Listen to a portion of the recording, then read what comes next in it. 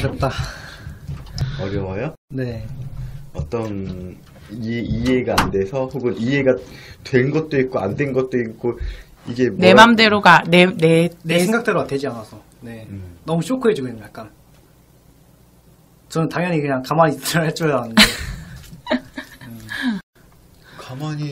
가만히 있어라. 그게 그러니까 참 그런 게 있어요. 그 뭐냐면은 어떻게 보면 대성 씨가 굉장히 즐거워할 거예요. 이걸 통해서 아, 하나님은 꼰대가 아니시구나. 요것 때문에 좋아할 건데 나도 그 부분이 되게 하나님 매력적이었어요. 뭐냐면 과거의 경험이 우상시 되므로 그러니까 과거의 경험 때문에 너가 자유롭지 못한 것을 원하지 않으세요. 다시 표현한다면 우리가 꼰대라고 표현하는 것은 자신이 과거에 경험했던 어떠한 것이 기준이 되어서 그 상대에게도 너도 그럴 거니까 내 말을 들어야 된다. 그쵸. 막 나 때는 말이야. 나 때는. 근데 하나님은 나 때는 이란 말을 안 하세요. 근데 오히려 우리가 꼰대가 돼 있어요. 하나님 앞에서. 아니 당신 그때는 이렇게 하라고 했는데 왜 지금은 이렇게 하라고 합니까? 하나님은 절대 우리를 과거의 어떠한 것으로 인해서 혹은 우리에게 그 어떠한 것이든 자유롭지 못하게 하는 그 우상거리를 다 파괴하세요. 그래서 믿는 사람들도 심지어 그런 토로를 할 때가 있어요. 하나님이 어쩔 땐 이러라고 했다가 어쩔 땐 저러라고 했다가 막 왔다 갔다 한다는 거예요. 근데 그게 왔다 갔다 해서 답답하다. 마치 군인 갓 전역해가지고 아 군대에 있었으면 그냥 아침밥 나오고 뭐 하라면 뭐 하고 시킨 대로 하면은 그게 더 편안했는데 근데 갑자기 자유가 만끽하고 이렇게 해도 되고 저렇게 해도 되고 막 하는 근데 그것이 또 어떤 하나님 안에서는 다 질서를 이루어가고 있는 것이 오히려 불편한 거야. 왜? 자유를 어떻게 다뤄야 할지를 모르는 거겠죠. 그러니까 하나님의 그 뜻이 왔다 갔다 한다라는 것에 있어서 조금 긍정적으로 바라볼 수 있는 하나의 팁이자면 그분은 정말 예측할 수 없어서 우리에게 있어서 어떤 자유로움이 있는 거예요. 그러니까 어떤 분은 내가 짠 하고 하나님이 나타나서 너 이렇게 해라 라고 하면은 그게 마음이 시원하다라고 할 수도 있긴 하겠죠. 네. 근데 하나님은 그렇게 다 막 그렇게 하기를 원하지 않으세요. 심지어 자기 자신의 하나님이 버리셨던 어떠한 그 일 자체가 그 사람에게 있어서 우상이 되기도 원하지 않으세요. 되게 개방적인 분이에요. 그러니까 우리 이렇게 내버려 두지. 완전 프리스타일 아니에요? 너 마음대로 놀아봐. 내가 너 다 책임져 줄게. 이런 뜻이에요. 내 옆에 항상 붙어 있어야 돼. 막 이런 또 그런 게 아니야. 너무 답답할 수도 있거든요.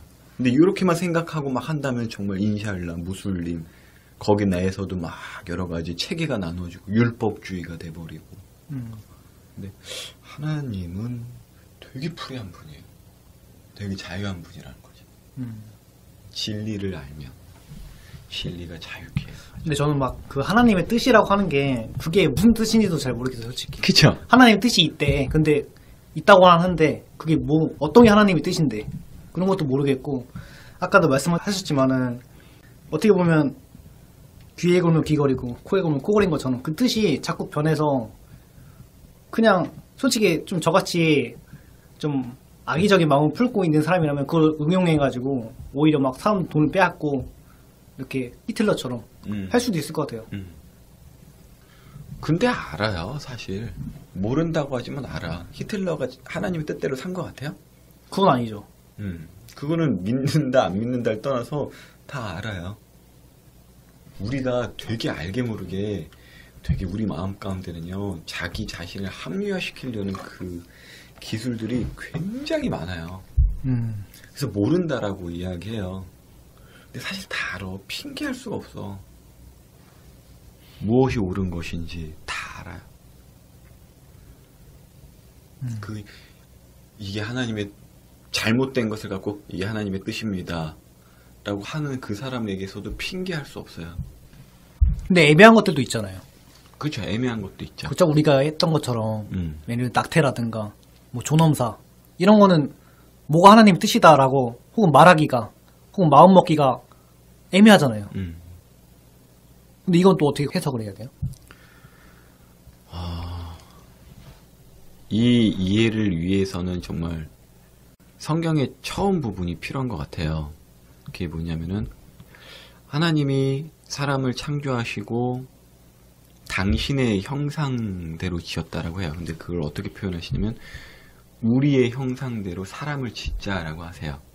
나의 형상이라는 표현을 안 쓰고 우리의 형상이라는 표현을 쓰세요. 그래서 이걸 신학적인 표현으로 성부, 성자, 성령 세 분이신 하나님이 한 분이신 하나님이시다. 삼위일체 하나님이라는 하나님 자체가 공동체세요. 무슬림은 유일신이에요. 네. 우리도 유일신이지만 그 한 분인 하나님이 세 분이세요. 한 분이 세 명이라고요? 더 복잡한데. 하나지. 셋은 아니야. 갑자기. 그 삼위일체가 그 뜻이에요? 한 분의 하나님이 뭐 성자와 삼위로 삼위격으로 계시는 한 분의 하나님이시다. 아. 정말 공동체성을 지니신 단일체. 한 분 같으면서 세 분인 거예요? 한 분이세요. 한 분 같으면서가 아니라. 아무튼. 네. 그러니까 요렇게 생각하면 돼요. 우리가 2차원, 차원에 네. 세우면. 혜성 씨의 관점에서는 이거 헤드폰 하나예요. 그쵸. 네. 이거는 내 관점에서는 3개예요. 좀 고차원에서는. 단편적으로 이렇게 이해하시면 좀 도움이 되죠. 우리가 볼 수 있는 방향성에 있어서는 지금 말하는 삼위일체를 이해할 수가 없어요. 이거는 신학자들도 이해할 수 없다고 그랬어요. 근데 이해하려는 그런 것이 아니라, 왜냐면 이해하려 하지 말라라는 건요, 우리의 가진 시각으로서는 이해할 수 없다라는 거예요. 근데 그것을 그러면 왜 이해할 수도 없는 말을 그렇게 표현하냐? 성경에 그렇게 기록되어 있기 때문에 그래요. 아무튼 삼일체 하나님에 대해서도 우리 이제 피곤해요? 그만할게. 대석 씨랑 나랑만 제일. 그걸 알려면 신학 공부하면 돼. 신학자들도 맨날 그걸 고민하면서 어떻게 하면 이거를 좀 더 쉽게 사람들의 눈에 맞춰서 이해할 수 있을까? 어떻게 하면 좀 더 쉽게 이해할 수 있을까? 그 고민하는 사람들이 신학자거든. 우리의 형상대로 하나님이 우리를 지으신 거예요. 네. 우리의 형상, 자신을 표현할 때 우리라는 복수 네. 표현하는데 어떻게 지으시면 남자와 여자라는 공동체성으로 사람을 지으세요. 그래서 하나님을 이렇게 보려면요, 한 사람을 통해서 하나님이 보여지기도 하지만 명확하게 보려면 이 공동체에서만이 하나님을 볼 수가 있어요. 하나님의 뜻이 무엇인지.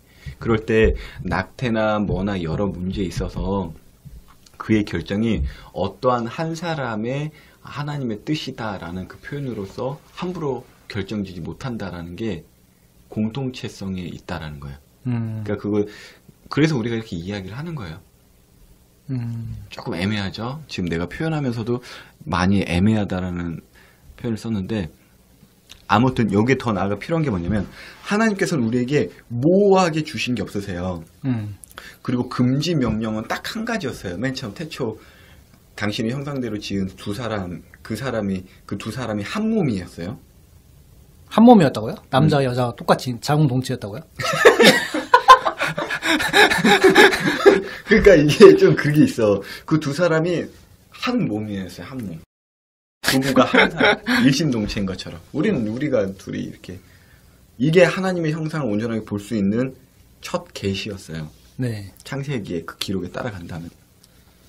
그리고 그 한 몸인 사람들에게 한 가지의 금지 명령과 모든 것을 허용하는 명령을 주셨어요.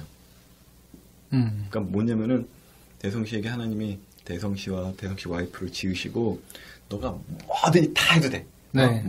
세상을 지었다 망가뜨렸다 네 마음대로 다 해. 네. 근데 하나만 하지 마라고 했어요. 근데 그 하나만 하지 말라는 거를 저질러 버렸어요. 사람이라는 게.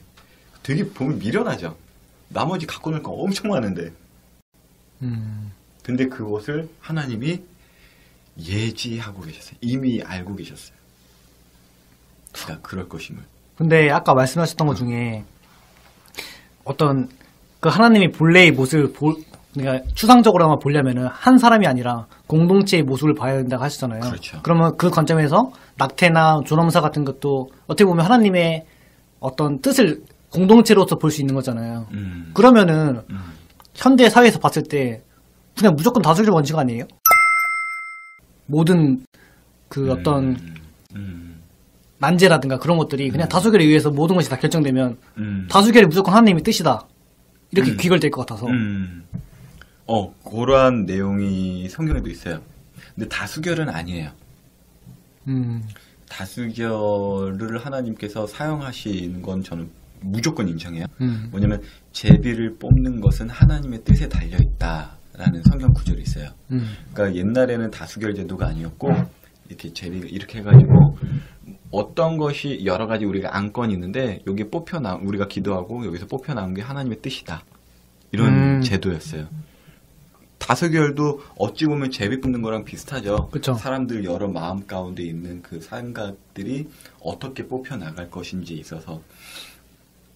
근데 다수결 자체가 하나님이 고안하시거나 완벽한 방법론은 아니라는 것은 이미 민주주의도 인정하잖아요. 그쵸. 예, 나쁜 놈 9명이 착한 놈 1명 바보 만드는 게 또 민주주의이기 때문에.